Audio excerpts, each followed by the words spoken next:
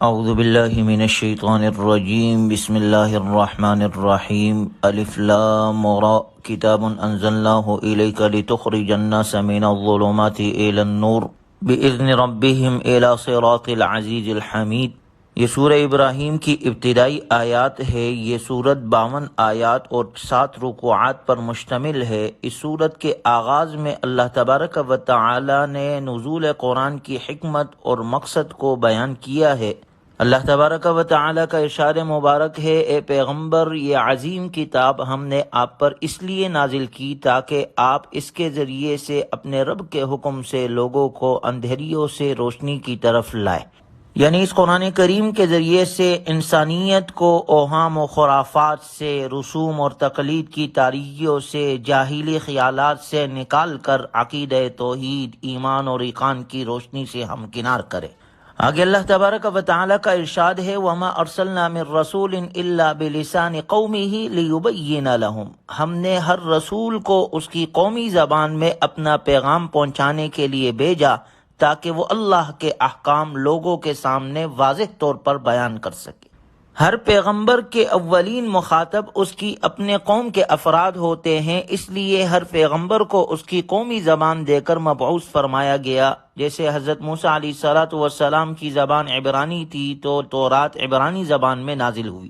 اسی طرح حضرت عیسیٰ علیہ السلام سریانی زبان بولتے تھے تو انجیل بھی اسی زبان میں نازل ہوئی۔ ہمارے نبی امام الانبیاء خاتم النبیین جناب محمد الرسول اللہ صلی اللہ علیہ وسلم کی بعثت چونکہ عربوں کی طرف ہوئی تھی، اس لیے ان کی رعایت میں قرآن بھی عربی زبان میں نازل ہوا بلسان عربی مبین۔ لیکن آپ علیہ السلام صرف عرب کے نبی نہیں بلکہ اللہ نے قرآن میں فرمایا، قُلْ يَا أَيُّهَا النَّاسُ إِنِّي رَسُولُ اللَّهِ إِلَيْكُمْ جَمِيعًا۔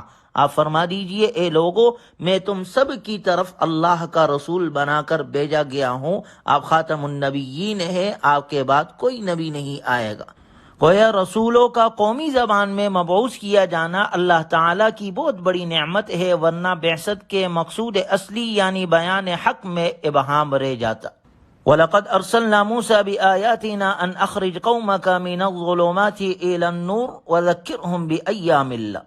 اور اللہ تعالیٰ کا ارشاد ہے کہ ہم نے موسیٰ علیہ السلام کو اپنی آیات دے کر بھیجا اور حکم دیا کہ اپنی قوم کو تاریکیوں سے نکال کر روشنی میں لائے اور انہیں تاریخی واقعات سے نصیحت کرے۔ یقیناً ان واقعات میں ان لوگوں کے لیے بڑی عبرت ہے جو صبر اور شکر کرنے والے ہیں۔ یعنی چھپی ہوئی حکمتوں اور نصیحتوں کا ادراک وہی شخص کر سکتا ہے جو صبر اور شکر جیسی عظیم صفات سے متصف ہو۔ ایسے شخص پر یہ حقیقت ظاہر ہو جاتی ہے کہ مصائب اور تکلیف میں گھبرانا اور راحت اور خوشی میں اترانا نہیں چاہیے۔ وَإِذْ تَأَذَّنَ رَبُّكُمْ لَئِن شَكَرْتُمْ لَأَزِيدَنَّكُمْ وَلَئِن كَفَرْتُمْ إِنَّ عَذَابِي لَشَدِيدٌ۔ اور یہ بات بھی تمہیں یاد رکھنی چاہیے کہ تمہارا رب تم پر واضح کر چکا ہے کہ اگر تم شکر کرو گے تو میں تمہیں زیادہ دوں گا، اور اگر ناشکری کرو گے تو میرا عذاب بھی بڑا سخت ہے۔ گویا اللہ تعالیٰ کی نعمتوں پر شکر ادا کرنے سے جسمانی، روحانی، دنیاوی اور اخروی نعمتوں میں اضافہ ہوتا ہے، اور ناشکری کرنے سے اللہ کی نعمتیں سلب ہو جاتی ہے۔ ہر سلیم الفطرت انسان احسان کا فطری صلہ شکر ہی کو سمجھتا ہے، اور یہ صفت اس کے اعتدال اور ہدایت پر ہونے کی علامت ہے۔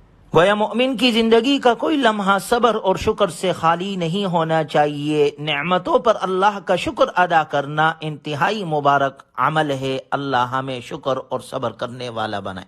اگلی آیات میں اللہ تبارک و تعالی نے مختلف نافرمان قوموں کا ذکر کیا کہ ان کو دیکھ کر ان سے عبرت حاصل کرو۔ أَلَمْ يَأْتِكُمْ نَبَأُ الَّذِينَ مِن قَبْلِكُمْ قَوْمِ نُوحٍ وَعَادٍ وَثَمُودَ۔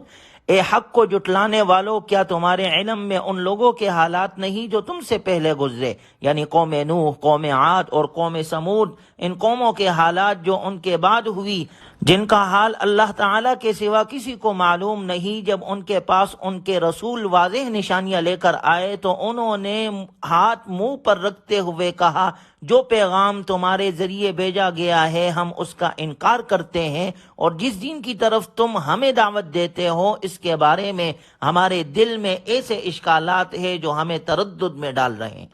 قالت رسلهم افی اللہ شک فاطر السماوات والارض، ان کے رسولوں نے جواب میں کہا کیا تم اللہ کے بارے میں شک کرتے ہو جو آسمانوں اور زمین کا پیدا کرنے والا ہے؟ یدعوکم لیغفر لکم من ذنوبکم ویؤخرکم الی اجل مسمی، وہ تمہیں اپنی طرف بلاتا ہے تاکہ تمہارے گزشتہ گناہ معاف کر دے اور ایک معین وقت تک کے لیے تمہیں توبہ اور عمل کی مہلت دے دے۔ انہوں نے کہا کہ تم محض ہمارے جیسے انسان ہو، تم یہ چاہتے ہو کہ جن چیزوں کی ہمارے آباء و اجداد عبادت کیا کرتے تھے ان کی عبادت سے ہمیں روک دو۔ اگر تم واقعی سچے ہو تو اپنی نبوت پر کوئی واضح معجزہ دکھاؤ۔ قالت لهم رسلهم ان نحن الا بشر مثلكم ولكن الله يمن على من يشاء من عباده وما كان لنا ان ناتيكم بسلطان الا باذن الله وعلى الله فليتوكل المؤمنون۔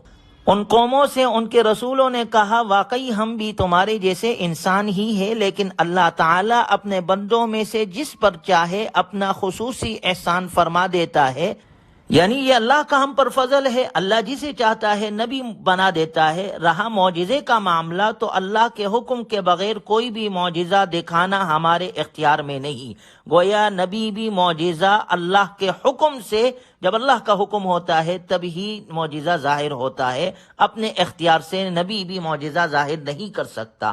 وعلی اللہ فلیتوکل المؤمنون، ہمارا بھروسہ صرف اللہ پر ہے اور ایمان والوں کو اللہ ہی پر بھروسہ کرنا چاہیے۔ یہ کیسے ممکن ہے کہ ہم اللہ پر بھروسہ نہ کریں، حالانکہ اس کے فضل کا حال یہ ہے کہ اس نے ہمیں دین اور دنیا کے فوائد کے راستے بتا دیے ہیں۔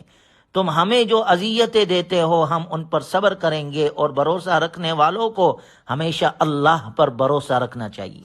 جب ان رسولوں نے اپنے قوموں سے یہ بات کہی تو قوم کہنے لگی وقال الذین کفروا لرسلهم لنخرجنکم من ارضنا او لتعودن فی ملتنا، ان کافروں نے اپنے رسولوں سے کہا یا تو ہم تمہیں اپنے ملک سے باہر نکال دیں گے یا تمہیں ہمارے دین میں واپس لوٹ کر آنا ہوگا۔ فاوحى الیہم ربهم لنہلکن الظالمین، تو اللہ نے اپنے ان رسولوں کی طرف وحی بھیجی کہ ہم ان ظالموں کو ضرور ہلاک کر دیں گے، اور ان کی ہلاکت کے بعد تمہیں اس زمین میں بسائیں گے، اور میرا یہ وعدہ ہر اس شخص کے لیے ہے جو قیامت کے دن میرے سامنے پیش ہونے سے بھی ڈرتا ہے اور اس کے دل میں میری وعیدوں کا بھی خوف ہے۔ اور انہوں نے دو ٹوک فیصلے کی دعا مانگی، اور جب اللہ نے فیصلہ فرما دیا تو ہر سرکش اور ضدی نامراد ہوا۔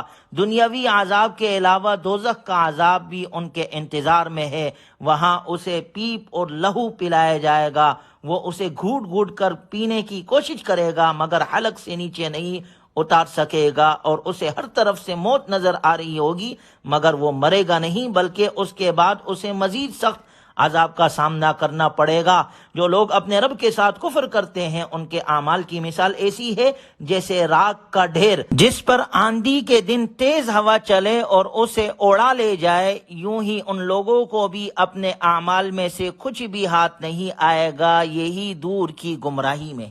گویا ان لوگوں کی ناکامی کا ذکر کیا گیا جنہوں نے اپنے انبیاء کی، اپنے پیغمبروں کی بات کو نہیں مانا، تو دنیا میں بھی ان کے لیے رسوائی اور آخرت میں بھی ان کے لیے ایسے دردناک عذاب ہے۔ اللہ تبارک و تعالی ہمیں ہر قسم کی نافرمانی سے محفوظ فرمائے، اور قرآنی تعلیمات اور جناب رسول اللہ صلی اللہ علیہ وسلم کے سنتوں کے مطابق اپنی بقیہ زندگی اللہ ہمیں گزارنے کی توفیق عطا فرمائے۔ وآخر دعوانا ان الحمد للہ رب العالمین۔